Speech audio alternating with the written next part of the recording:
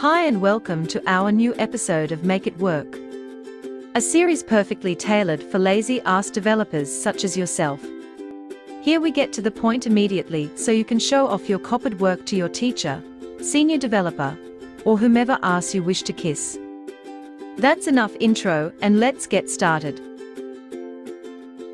This tutorial will use Microsoft SQL Server, along with the following versions of Java JDK, Microsoft SQL Server itself, and SQL Server Driver.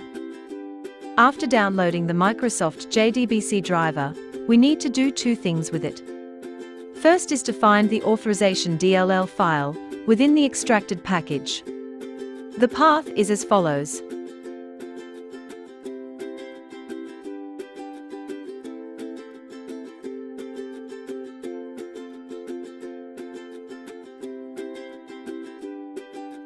Then, next thing we need to do is to paste this file in your System32 folder.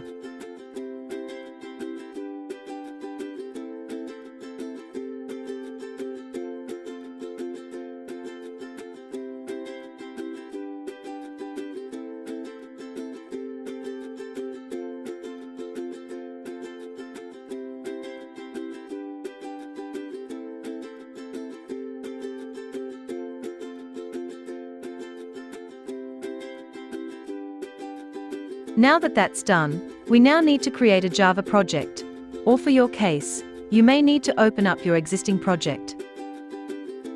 I'll be naming my project a very non-obvious name like Database Connection. What's next is to import our driver, and here's what you need to do. Go to File, and then Project Structure.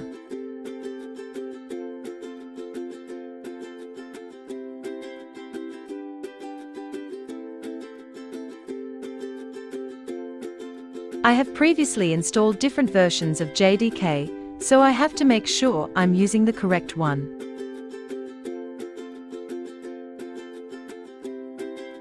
Now choose Modules from the project settings, and select which project you wish to import to your library. Once you did that, you must click the Dependencies tab if you haven't yet, and click the plus sign, just about below the label Module SDK. A drop-down dialog will appear and you simply have to choose Library, and then Java. This will show the Select Library Files dialog box, wherein you will locate your SQL Driver jar file.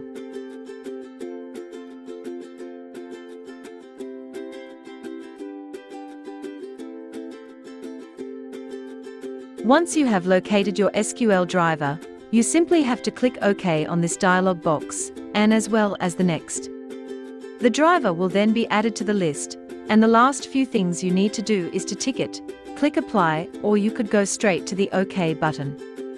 Once you collapse the external libraries from the Project Explorer window, you will now see that your driver has been added. At this point, you are now ready to code. I'll start by creating a package where I will create my Java class. I'll name it as com.sql.connection, simply because I want to. Next is the actual Java class. Now, since creativity already flew out of the window, I'll name this one Connect Database.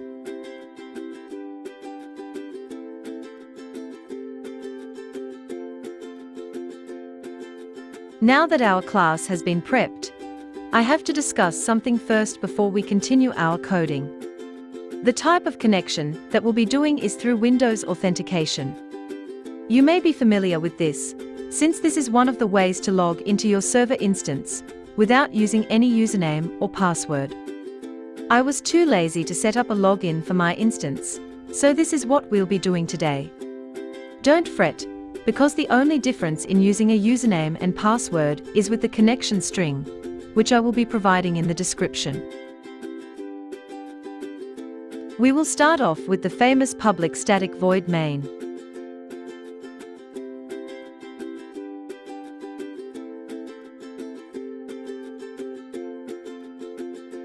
Now we will provide the details needed by Java in order to find our database.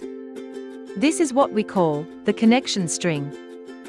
This detail contains information like server name, port number, database name, and many more. This depends on the type of connection you are coming up with. For now, we will settle for the most basic connection string. I assume you're lazy as fuck as well, so I'll tell you right now where I got the information in the connection string. The desktop E94L6E2 is the server name. This is what you see when you open up the SQL Server Management Studio. The port number is 1433 by default. If you don't provide it, it'll use the default port number. The database name is self-explanatory. It's not my fault if you can't guess that one. The integrated security is for the Windows Authentication that I talked about earlier. Do not change that part of the code. Why, you ask? Because I said so. That applies for the JDBC SQL Server as well.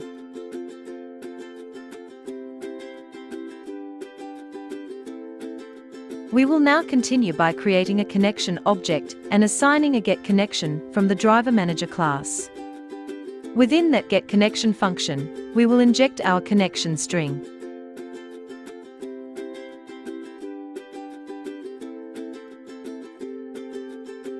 Looks like we're still encountering an error here. Let's see what IntelliJ suggests for this one.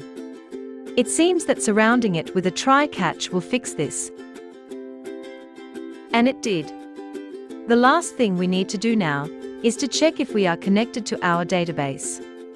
We can simply check if our connection object got anything from the getConnection function. To do that, let's place a condition where we will test if the variable cn is null or otherwise. If it's not, then we can assume we are connected.